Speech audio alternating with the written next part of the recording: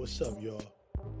I'm Dr. Craig Waleed, and today on Prison to Promise, we're slowing down to ask a simple but powerful question. What does freedom really mean after the cell door opens? My guest is Lorenzo Trout, whose journey reminds us that reentry isn't just about surviving after incarceration. It's about learning how to live, reconnect, and grow into a sense of self that may have been interrupted long ago. In this conversation, we explore life after release, the power of community and mentorship, and how real transformation happens through human connection. From lessons learned in juvenile detention to the healing impact of equine therapy, Lorenzo reflects on the small seeds of change that grow into lasting freedom and offers encouragement for anyone still in the process of becoming. You're listening to Prison to Promise. Now let's go. Yo, what's up? Hey, Dr. Craig. How you doing, brother Lorenzo? Well, how are you? I'm good. I'm good, man. Thanks for joining me on this platform. Thanks for reaching out to me, saying, "Yo, I want to chop it up." So I really appreciate that. You heard me? Yep. That's why I love, sometimes social media because it's able to bring us together. We're kind of strangers in a way, but Yeah. after today, we won't be anymore. Yeah. So, you know, Absolutely, absolutely. And you think about like people are talking about oftentimes they say, hey, I have like X amount of friends online, because yeah, like you said, it brings us closer. And so Mhm. we feel that much more kinship, I think, than people that we never connect with, you know. Yes. Yeah, not for nothing, bro. Prison to Promise. We're here talking with people who have been formerly incarcerated, who have had past issues with the criminal legal system, and if that's you, there's a closer connection than a divide because that system hits us all the same. But once Yes. again, man, let me stop chopping it up and welcome. Thank you. Thank you. Honored. I'm really honored to be here. Yeah, man, it's an honor to have you, man, as it is to have each guest, but each guest is also special, and so, my hope is that, uh, whoever listens to our conversation, bro, will be able to benefit from, the jewels that you'll drop, the insights that you'll share, and the experiences that you'll unveil, and so, like me and most of our listeners right now, like you said, we're kinda strangers, we don't really know each other, so, let folks know who you are, tell us a little bit about yourself. All right. My name's Lorenzo Trout. I'm 36 years old from Pennsylvania. This Friday will be my freedom date, meaning after 10 years of supervision, Yeah. I will be finally free. The funny thing is that freedom now has a whole different meaning. It's more about learning my purpose, my spirituality, giving back to my community. It's different than just leaving the door or even just being off of supervision, you Yeah. know? Um, I kinda have to look at it like, another day. I had asked my judge if I could, like, do some kinda grand gesture. I guess I figured after 10 years, I wanted a whole parade, I wanted people to be outside throwing graffiti and stuff, Yeah, yeah, yeah. and come to find out, my PO was like, "Oh, you don't have to do anything. Like, once you're done, you're done." And I was just like, "Wow." In a way, it was kinda strange because here I've been giving so much, and you guys are just telling me, "Well, that's it. You're done." Yeah. It's kinda weird to be let go, but I'm super thankful for it and the growth that I've learned, throughout this whole journey. Yeah, that's dope, man. Getting off for those of us who've been on parole, probation, supervision is definitely a grand occasion, but yeah, it's very underwhelming to others because it's just like, "Yeah, whatever." You're just another number almost. But congratulations once again, and talk a little bit, if you could, man, about freedom. What is freedom? What does freedom mean to you? Freedom is definitely my I've been learning about how I have a voice. Yeah. Um, how I had to get there was to learn to trust people. I had Mm. no good, kind of intentions of I always put everybody in the same bracket. If you were any kind of affiliated with the court systems, you don't even have to be a parole or probation officer. It's the fact that if you're still in that courtroom, I'm staying far away. You know what I mean? Yeah. I don't want to be kind of in those realms. I had to learn how to break down that trust because there are people out there who really do care, and I think that's is super detrimental, and we need that, connection and caring. So freedom has become now a new way of life. It's like my action, it's what I do every day. To this day, I mean, I still have challenges of navigating within the system, and I'm sure I'm gonna have probably almost the same once I'm even done. I feel like a lot of times we're kind of walking around with that, I'm a parolee or whatever on our forehead. Yeah. And so sometimes things kind of find us, but I think that that's what it's about is learning how to, maneuver through those. Yeah, and being flexible, man. It makes me think about a story I heard about a tree and a reed that was standing next to a stream. And, the tree was big and beautiful and strong, and it always boasted about how big and beautiful and strong it was. And the reeds were made to feel very weak and flimsy because they were very flimsy. And one night, a storm came through, and the big, sturdy tree couldn't bend, couldn't flex, couldn't maneuver the wind. And so as a result, it broke. When the night was over, the reeds still stood because they were able to flex, they were able to maneuver, they were able to find the bends in the wind, so to speak. Yeah, because I think a lot of people think that once you're done on that finish line, I'm good. Like, the trouble won't find me. Like, I'm done. But that's, I think, when it gets honestly a little bit more tricky. I Mhm. can remember coming home in 2021. I just did a year prison sentence out in Chester County. And this was a time period in my life that I was serious about changing. I was completely turning a new way of life, a Mhm. different mindset, really putting in that work. And when I came home, I realized because I was in there for a license suspension, driving on my suspended license, and I was still on probation at the time. So I was like, let me come home. I'm gonna get my old job back, and I'm gonna get a bike. That way, I don't have to worry about transportation. I was living in like less than a mile away from my job, so it was pretty good. If I couldn't bike, then I could walk. I was always trying to like find another route. So I actually did a list of making sure that this bike was okay to have because believe it or not, a lot of people can, misconstrued the laws of e-bikes because there are. But I knew that I had to stay out of trouble, so I went down my checklist, man. I Mm. made sure that it had a certain amount of speed, made sure that it was so many it has to be a certain kind of like weight and Yeah, size. yeah.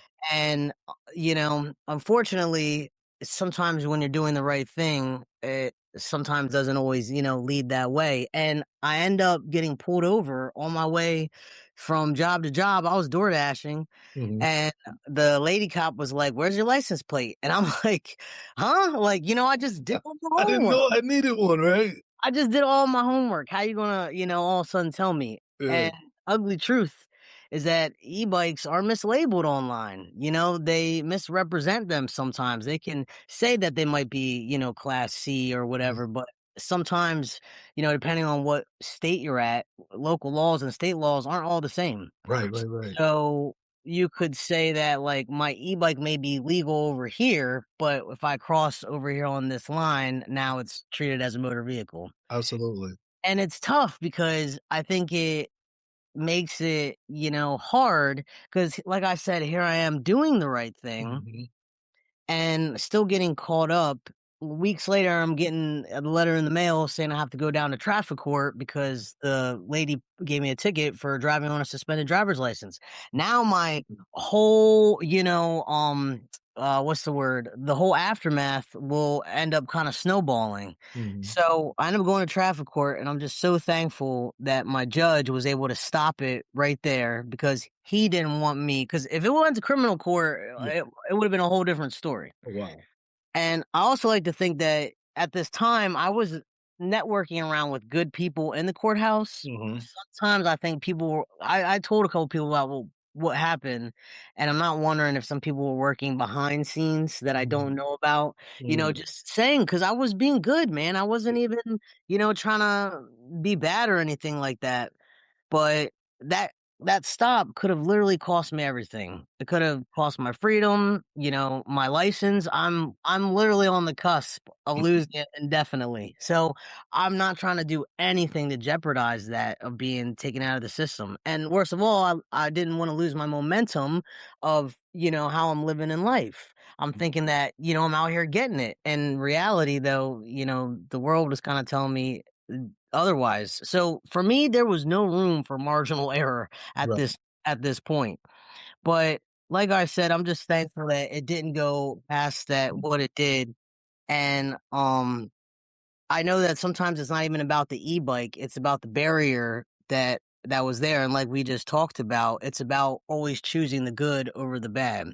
Mhm. Because when the obstacles get in your way, if you keep that resilience, it kind of like life gets messy. But if you keep that resilience in that mind frame of like, let me always choose good, Mhm. I think that the world will always kind of work in your favor, man. You know? Absolutely, man. It's like what you put out, you get back. Sometimes the bad sometimes seems to outweigh the good. But yeah, I think when we remain consistent in pursuing that which is right and whole, I think it ultimately comes back to us, tenfold, Yeah. 20-fold, threefold, or whatever. But I heard you talking about, I was being good, man. So there had to be a time when you weren't being good. Yeah. And that's what probably resulted in you getting on probation, parole, all that other stuff. But at what point or what was the moment or what was the impetus or the situation that made you say, "Look, man, I gotta be good and I'm about to dedicate myself to being good." What was that? How did that go down? It was around because I've been, like I said, on supervision for 10 years. Yeah. I've been in plenty of programs, treatment courts, drug and alcohol classes, everything you can think of under the sun, and nothing was working for me. It literally wasn't until 2020 I was Mhm. hit that year out in the county for driving on that suspended license, and it was during COVID, so nothing was going on. We were short staffed with COs and stuff like that out there. People were scared because Everywhere. people were getting sick. It was kind of messy back then. So we were locked down 23 and 1, and I'm like, we're in a county. You know what I mean? Like we're on lockdown. So it was really tough, and the only thing that was going on was this one program that they were allowing called Gateway Horseworks, Mhm. and they are a nonprofit company from Melbourne, and they're basically equine specialists, Mhm. which they use horse therapy with Yeah. traditional talk therapy. It's a Mhm. beautiful thing, but I they can bring imagine. horses out to the prison. Oh, So yeah, because they built an actual small farm on prison grounds just for them. nice. And it's amazing because when you go out there, you don't feel like you're, in jail at that moment. You're outside, you're, in your own world, and it's super therapeutic and nice. But it's funny because the program's great, but it wasn't even the program that changed me. It was people, good people Mhm. that were running the program. When I came home, I finished the program and stuff like that. And then I came home in 2021. I decided like I wasn't going to talk to anybody. Mhm. Only a few of my family knew I was home, but my friends didn't know I was home. And it was like I was using that time to completely solidate myself because a lot of times, people are da da da da in your ears, telling you things, and it can change your ways of thinking. Mhm. Sometimes you just gotta block all that out and just focus in on what you have to. And it's something I didn't do before. So I figured let me try some new shit. Yeah, yeah, yeah. And it worked for me.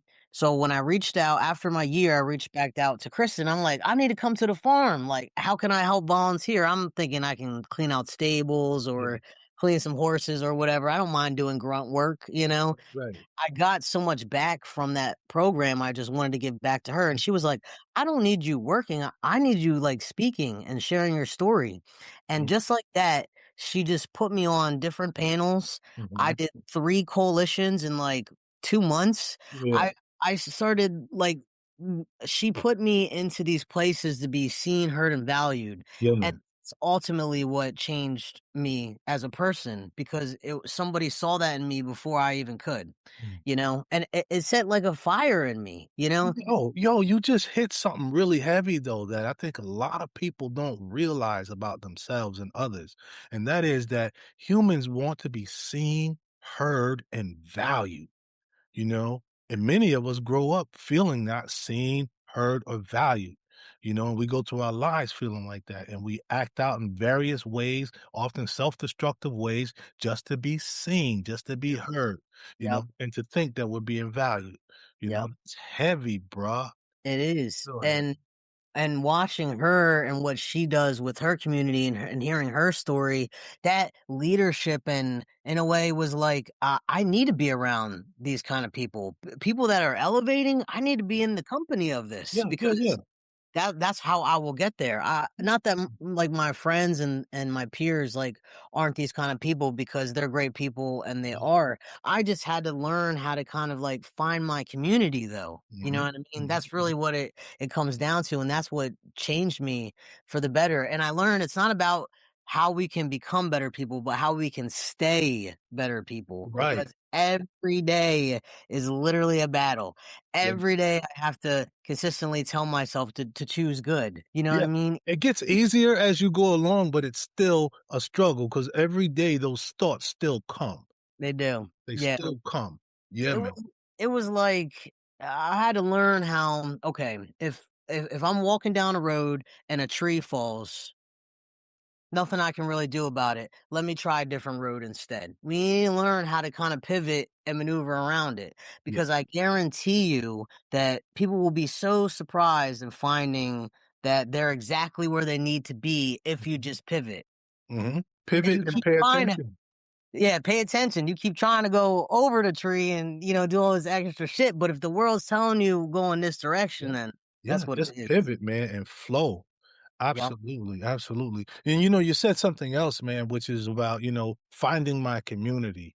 And sometimes, the communities that we come up with, we outgrow them. We often outgrow them, but sometimes that's the community we're used to. And again, as human beings, I think we like comfort. And so we go back to something that we're used to, and we only grow when we're in uncomfortable spaces. And so when we get with our community and our newfound community that's doing good stuff, it's a stretch.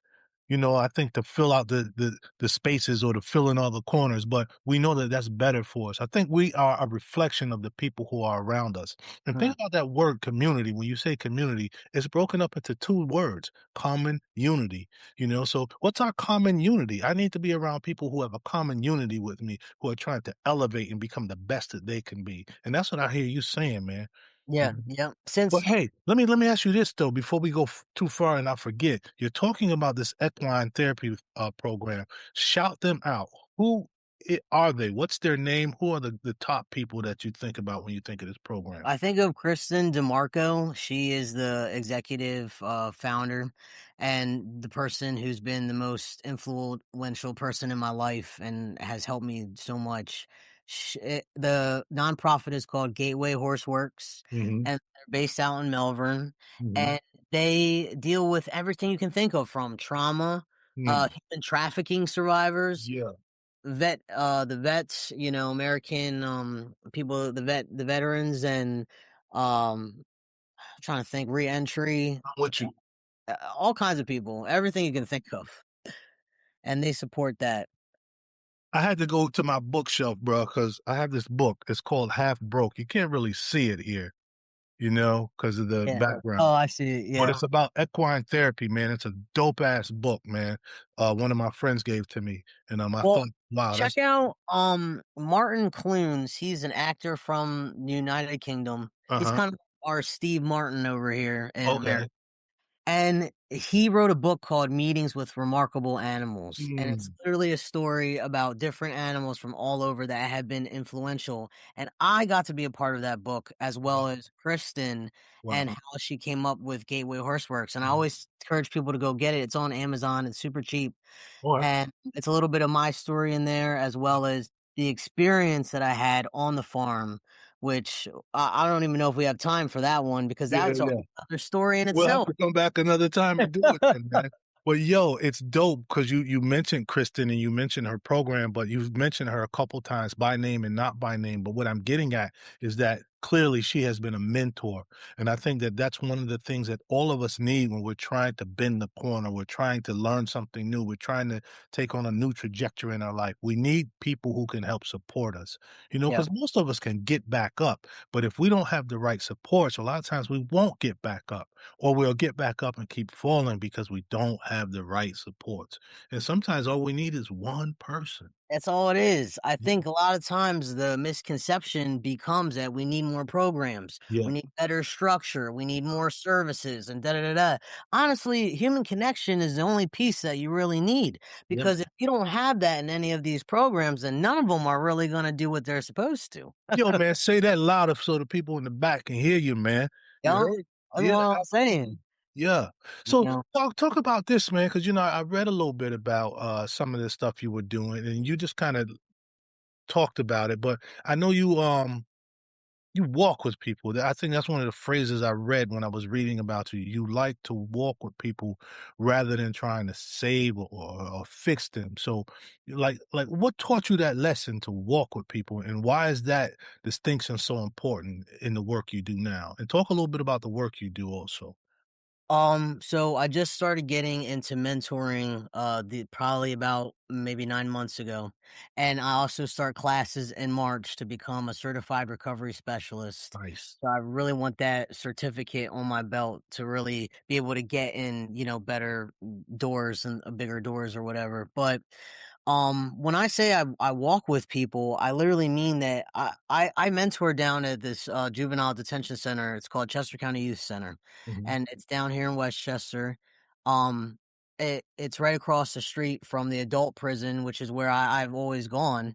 And when I go down there and talk to, the youth, I never go in there with any kind of, this is our agenda today, this is our program and what we're going to be following through.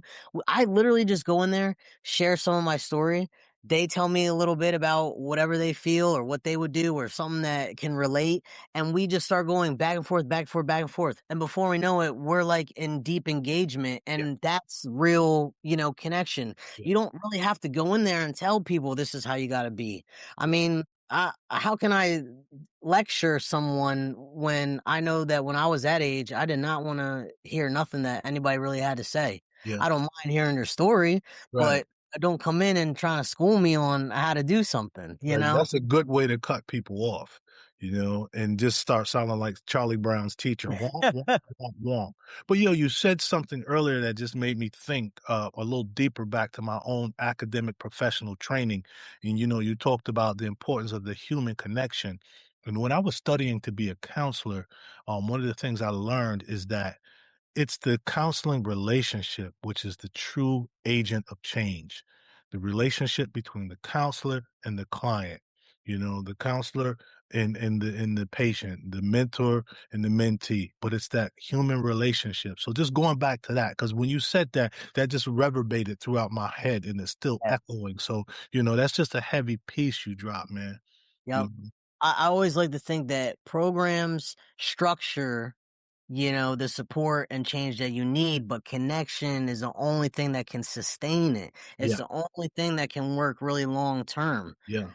I also been learning the scary reality is that human connection is actually harder to measure in spreadsheets. And we know that that's important. We Yeah, know that the data is super important. absolutely. And I think about, well, if we really cared about like public safety and real ass change, then I don't think reentry then should even be optional. Right. And it I should start from the moment people get incarcerated. get inside. It's where we have the most time. I mean, I know jail gets crazy, and I know you got people all around you. You got your cellie stealing. You got someone down one cell away that's loud and screaming all night. I get it. I've literally been there and stayed up nights, but it's like we can easily block those things out and just focus on that we have to because we have the time. We Yeah. don't have as many distractions. Once you get home, man, you gotta find a job. You gotta worry about your transportation. You got a baby mom to deal with, Rent, whatever. You know food, what I mean? all of that. Right? And the list goes Beef, on and on. all of that, yeah. Okay. So it tends to be you can't really focus too well when you're on the outside. I also know that there's so many nonprofits that rely on grants and Yeah. funding. Yeah. Sometimes that gets tricky because if they don't have the money, we're all scrambling last minute to find it somewhere. And if we Yeah. can't find it, then guess what? It's closed. And now these people that have been going to these things lost Yeah.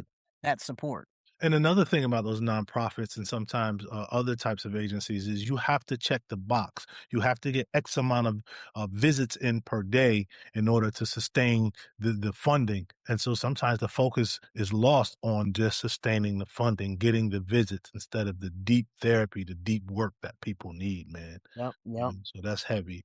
But yo, man, tell me this, like, I know you say you go down to the juvenile spot, you're a mentor and whatnot, and you just connect with the young people. Um, when you think about them, especially people like maybe because I know a lot of young people sometimes don't believe in themselves. What is it that you hope they carry forward, like after they meet with you, maybe long after you meet with them, long after you met them, and years down the line? What is something that you hope they carry forward after engaging with you?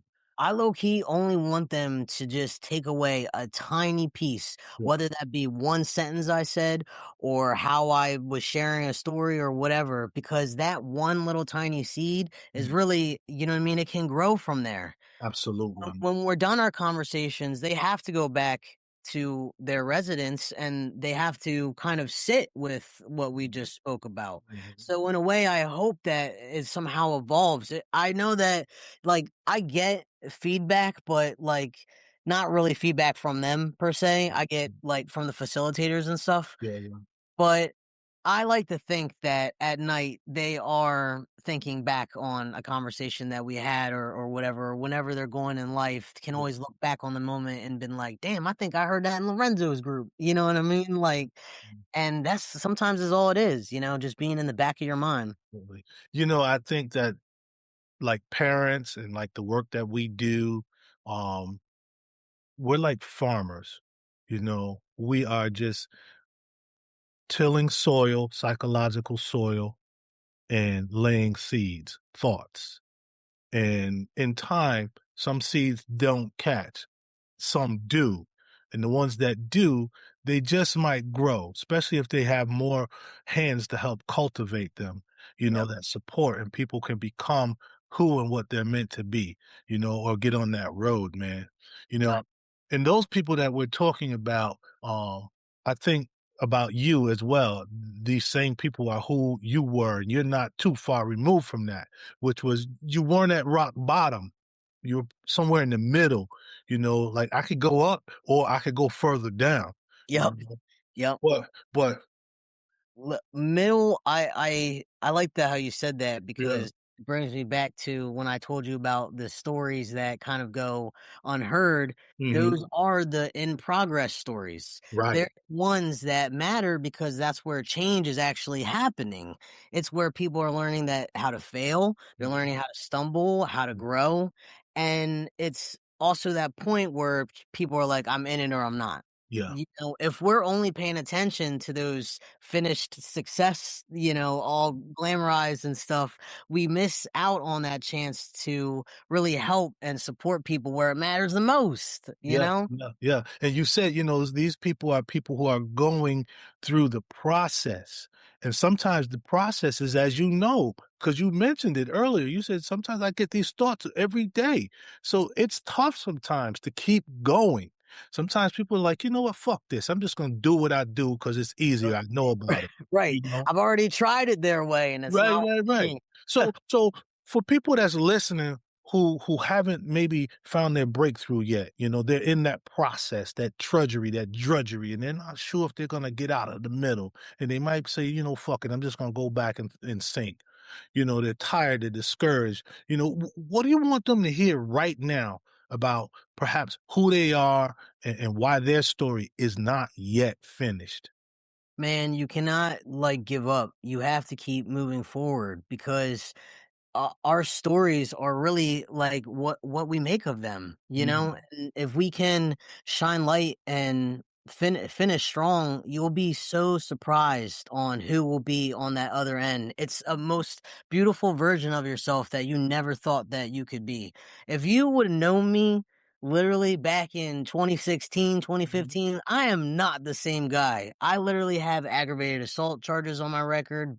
I shot people with numerous different BB guns in different counties. Mhm. I was like a hard head fighting everybody and anyone. And now people tell me I'm like the nicest guy. They can't believe I even did time. You know what I mean? But I'm like, if you knew, you really knew, you know. But it's like I had to keep fighting though to get there. Otherwise, I would have never saw this person that's right in front of you. It would still be the old me. Wow. So it's important also that we find purpose and belonging, Mm. that our purpose is super important. I know like it's hard because there's no manual that will tell you this is what you're going to be and things like that. But I would tell people, if you can look at me and hear my story, it's like in a way people will want to do the same thing. It gives them courage and to kind of stand up and speak up. I know a lot of people stay silent during this time because we're just trying to get through quietly. I don't want to make waves or anything like that. So a lot of people will just kind of go on the silence end and their stories aren't really being told. But support is out there. But people aren't going to know also if you're not speaking up either. That's right. Closed mouth don't get fed, man. For real. But yo, man, thanks for that. I really appreciate that response, that message. And so if I could just briefly for a moment, I'd speak to maybe the people out there who might be in the middle, who might be listening right now. You know what I'm saying? People who might still be trying to get up, people who are still stumbling, people still showing up or struggling to show up. I say let this be a reminder that progress don't always look like a breakthrough, right? It don't. Um, It but don't. sometimes it just like staying quiet. Sometimes it just looks like showing up. Sometimes it just looks Yeah. like sitting still Yeah. and choosing not to give up. Right. I heard the saying the other day of don't stop or what is it? Don't give up until the miracle happens or something Mhm. like that. Yeah, yeah. And I used to think that was so cheesy and corny until I finally realized what that meant. There was times where I was hit at a wall. I was trying to volunteer at this one organization, just volunteer, Mhm, and I was denied. When I called them, I asked why I was denied. They wasn't really giving me too much valid reason. mhm. So I called my mentor and I'm like, "What the hell? I'm out here giving my all and they're turning me at the door." You know what I Yeah, mean? And yeah, she was like, you're not being turned down, you're just being redirected." And mhm. that's when I learn about how we go around these barriers.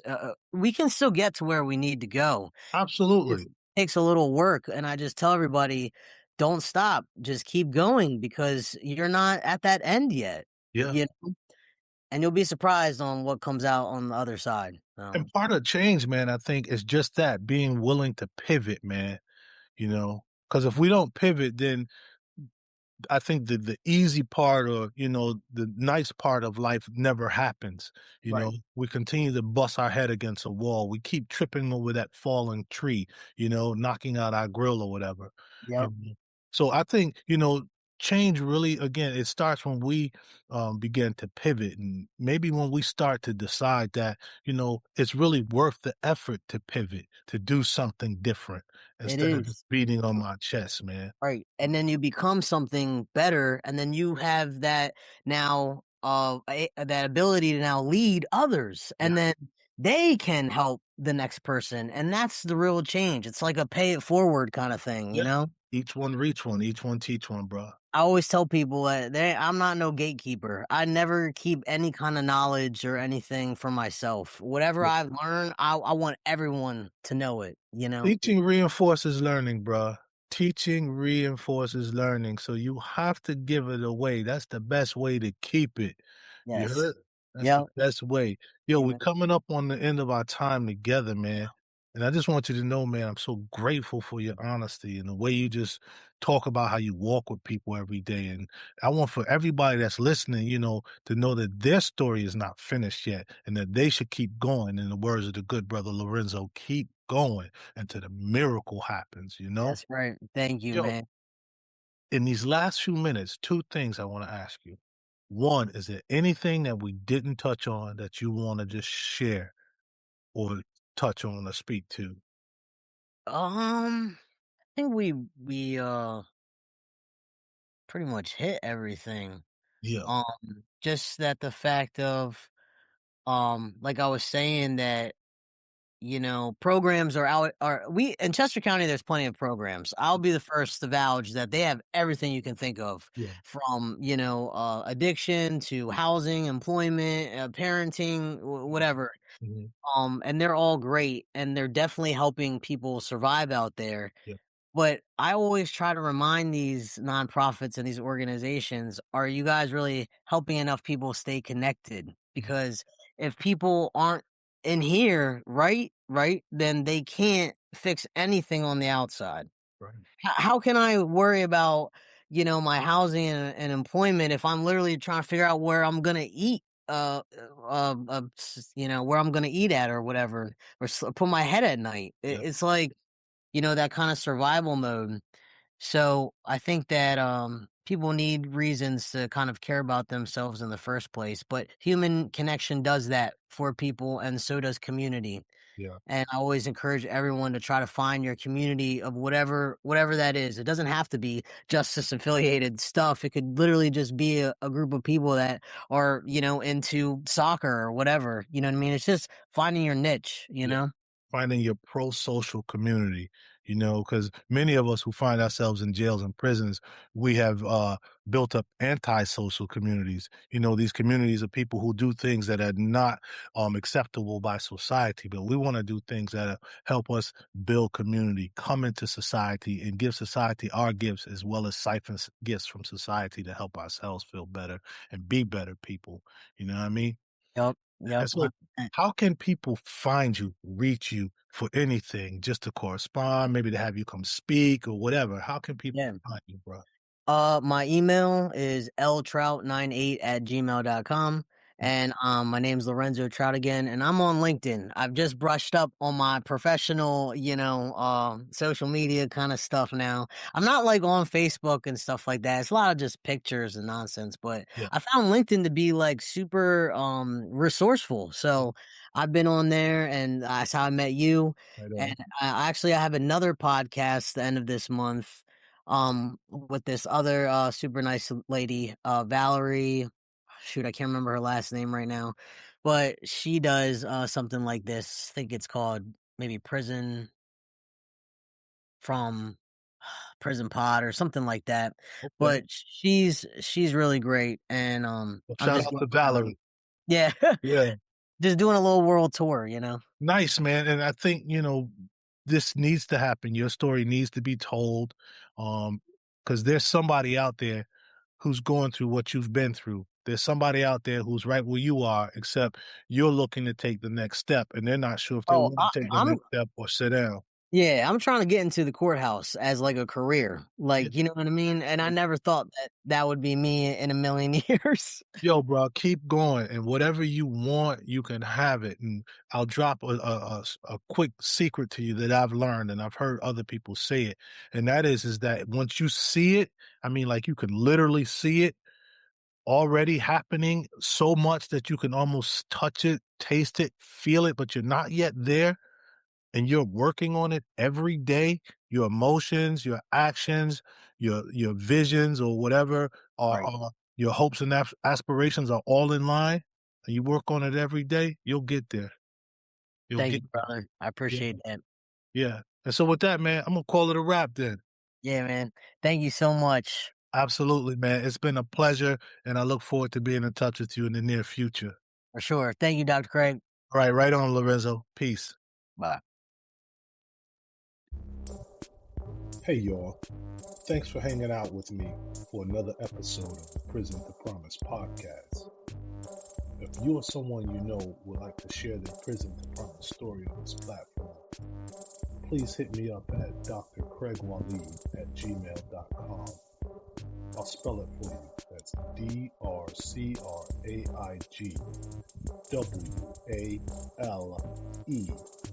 DRCRAIGWALEED. waleed@gmail.com. Don't forget to like, subscribe, and share.